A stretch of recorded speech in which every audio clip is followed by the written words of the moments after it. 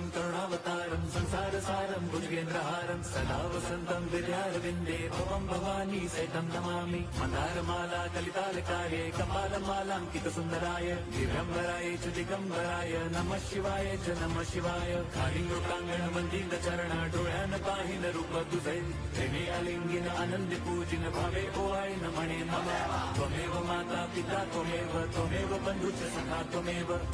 विद्या द्रवणं त्वमेव